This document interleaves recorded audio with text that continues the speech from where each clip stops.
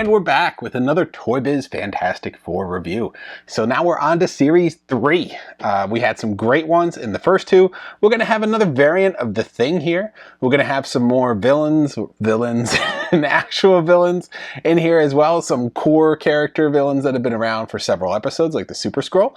So if you take a look at this wave, you'll notice a couple of weird things that don't really line up with the card backs in front of me here, and one is you'll see Adam Warlock on there. Well, Adam Warlock obviously did not make it into this wave, but you can see he was replaced with Attuma.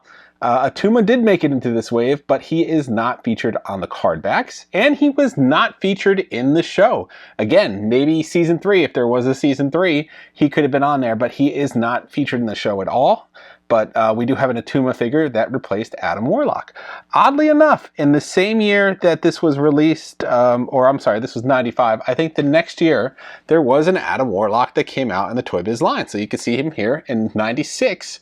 Different card back, very similar color scape to what was here on the back of the card here, with the black and the red, and they went with gold instead of yellow, but very similar design. And he came out just the next year after these, so he did eventually make it to the Toy Biz line, just not into the Fantastic Four line as he was designed there, and he was switched out with Attuma in this wave. So we'll be taking a look at him as if he were part of this line, just as a little bit of a fun feature, because he could have eventually made it into it. Another thing I noticed as we've been going through these series is the little tabs on the front come with the cards are different depending on which series it is. So Series 1 were these ones here, Series 2 were these more explosive ones here, and now we have a new one for Series 3. You can see at the bottom of the card backs. But like I said, remember at the beginning when Invisible Woman and Johnny Storm were not on the back of the card backs for the first series, and I said they were an afterthought? Well, here's the proof, because they still have the same matching card stub things or whatever, the name blocks here, as the rest of Series 1. Whereas Series 2 that featured that Sue Storm from Series 1, I said pay attention to that, had a completely different one. She had this one here. So again, that goes back to, like I said, they switched up the images, but the invisible Sue Storm was indeed part of Series 2, and the non-invisible version was indeed part of Series 1. So that's another way of tracking when these came out. So they changed the nameplate every single series. So we'll be looking at that one here too. And then we have a completely card back redesign when we get to the final series. So why don't we hop in and check out all these great figures. And we start our action figure roundup. We're going to try to do these in order here. So we have Annihilus. And Annihilus is, of course, going to be fighting Blastar. We saw him last time. Here is that unique name card I was talking about. So Annihilus is a little different here. This one has a little mini Annihilus that jumps out of the head. I don't recall seeing this on the episode in the series, but he's hiding inside the body, and you have the body here. The wings are on a little bit of a joint, so you could move him back a little bit. He's got this nice armor. He's got his articulating elbows and knees. A lot of articulation in this round of figures. So you kind of just sneak this back inside here, and then I think you could put his head on properly. There we go. And then he's got that bug look to him. Very cool in this Annihilus. The Diamond Select Toys version comes with a little smaller version of him as well. It comes, I don't think it comes out of the head, but you get two versions there. So that is your Annihilus there. Pretty awesome figure, I would say, for being 1995. Even by today's standards. I think the only other Annihilus that came after this was the Build-A-Figure Annihilus. So you didn't get like a standard Annihilus again, on a card back like that. This isn't the first Annihilus. We will check out that Annihilus from the Marvel Superhero line when we get to that, hopefully next month. Next up, we're going to have that replacement. So if you looked at the back of the card back, you saw that next up was supposed to be Adam Warlock, but it's going to be Attuma. So Attuma featured here, a little last minute addition to the line, I guess, when they couldn't get that Warlock for whatever reason. Now, he was not featured in the series. He did not make it into the end of the episodes. Maybe he would have in the future. He could have came back and went through a Namor episode, but he was not featured. So he has this little thing in the back here where you could slide in his little sword. But his core feature is you put the sword in his hand here, and he has a little switch where he could sort of snap back his arm and move it left and right. So it's like a quick little parry he could do. But this one works. As you recall, we were showing you Thanos and then the Gorgon, but their joints were so frozen they weren't moving. This one is working pretty nice. So these are all fresh out of the package. So they have that issue sometimes. He has, I don't know, he's got a little articulation in the head. Very little. It's moving. He's got this flexible little skirt on there. But otherwise, that is his feature, is his parry that he could do. So they call it swinging action. It's not much of a swing. So that is the extent of it. And I can tell it stops right there because of the way the joint's set up. So that is your Attuma. Now let's take a quick look at what would have been on the line, and that's that Adam Warlock. So he's coming on a different card back. This is the Overpower game. Very similar to what he was supposed to look like. The same color scheme here and the same feature, which was going to be that light up head. Let's see if this works. I had it working a minute ago. It does light up green. I guess the battery might have burned out. These are the original batteries in this thing, so I got one use out of it and then it died. I'll try replacing them if I can, and I'll overlay the video of it being functional on top of this. And if you don't see it, that means I couldn't get it to work. But I did briefly get it to light up green. But this is your Adam Warlock. He has this removable cloak on here. You can change the batteries in the back there.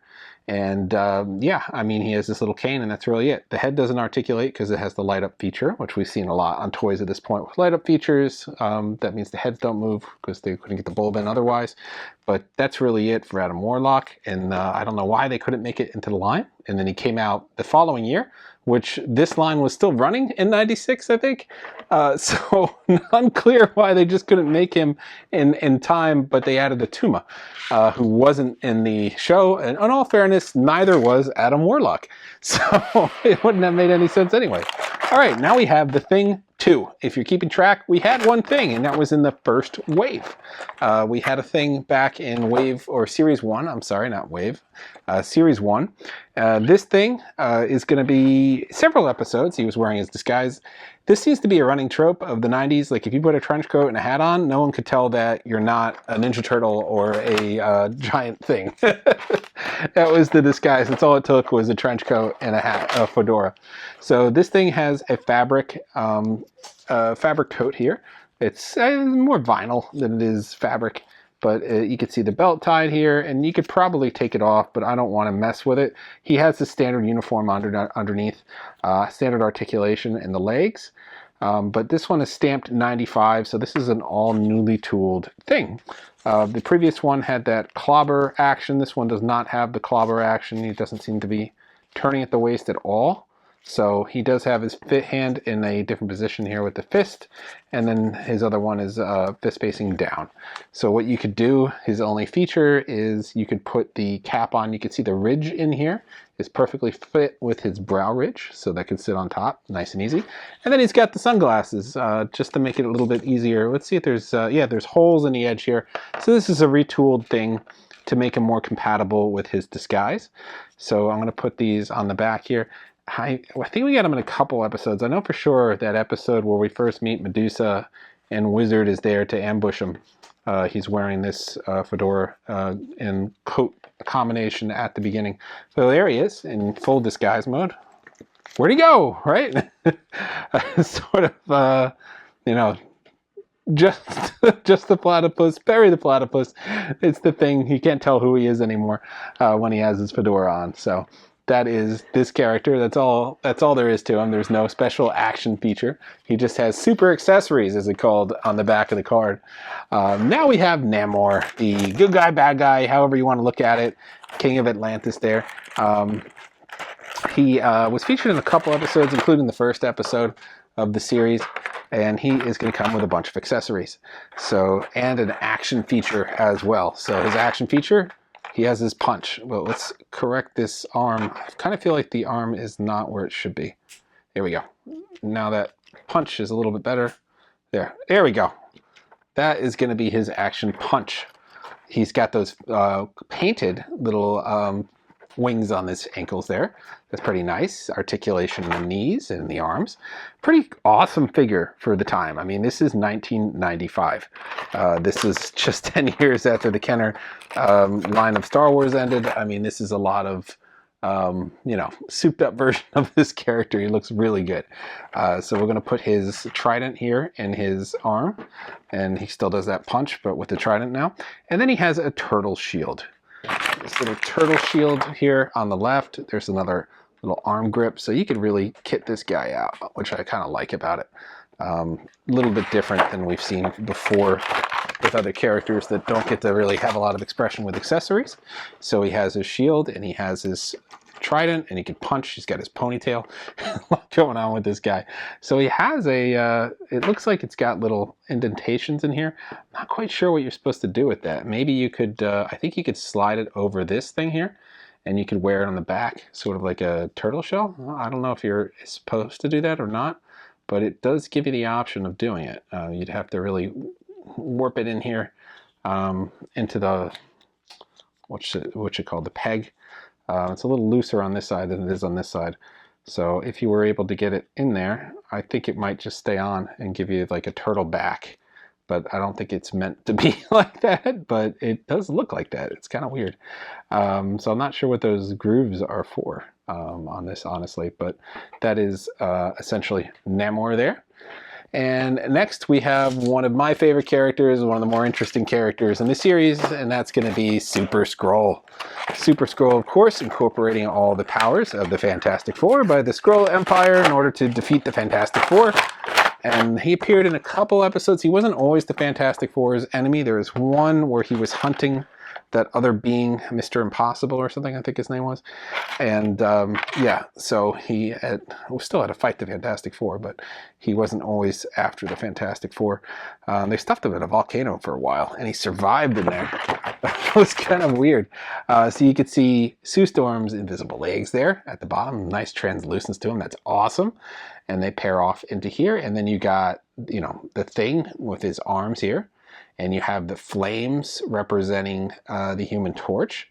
And then finally, his last power is the stretch ability of Mr. Fantastic. So he has that extension for his arm here. So he's got all the powers of all the Fantastic Four combined into this tough-looking Skrull. Very nice. Got the Skrull face on there. Great job with this figure. I mean, even by modern standards, this is an awesome figure. It's got everything you need. So one of the cooler ones, I say this one wins the wave. I know we're not done yet, but this one definitely wins Series 3 here, and maybe one of the coolest figures so far in the line. All right, and finally we have Triton. So we have another Inhuman, part of the royal family here. This look on him with the apparatus he has on, that little harness, was at the end of the season, and this allowed him to breathe out of water as opposed to him wearing his rags or whatnot in previous episodes. So a little bit different here. So you could hold his right leg and you could wind his arms back. It says hold figure's right leg and wind arms backward. So I guess here we go. I'm not sure what this is supposed to be, but maybe you do. Yeah, it's weird. It goes backward, not forward. Okay, well, I guess he's supposed to have a, oh, okay, here we go. This action of, yeah, here we go. This action of swimming, maybe?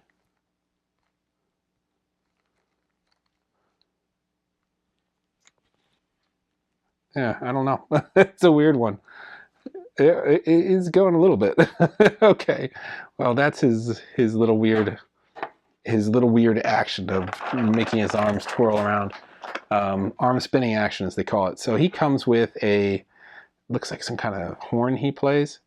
I want to say it goes on there like that. And then he comes with this little, this is a shark. So this little shark has a little mouth. He could do a little chomping action. Not too bad. One of his little friends that could travel around with him. And then he has the horn. I guess you're supposed to play it somehow. Maybe it goes in like this. I don't know. There we go. So those are his accessories. Don't remember the horn. He had some fish following him around. So that's just a little fun addition to him. But that is Triton, and you can see him here in all his glory, wearing his little apparatus to help him breathe, articulating knees still, and the arms, and that arm spinning action. So that kind of wraps up the line here. So we have another Inhuman in our line. If you're keeping track, we had Black Bolt, and then we added Gorgon. and now we're adding Triton. And then we're going to end up with Medusa at the end. Spoiler.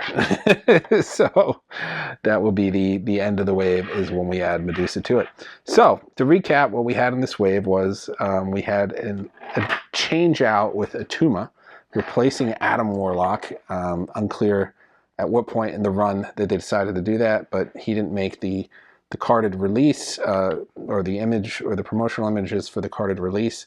As you can see, Adam Warlock in the back of those cards. He came out the next year, so unclear why he didn't make the cut.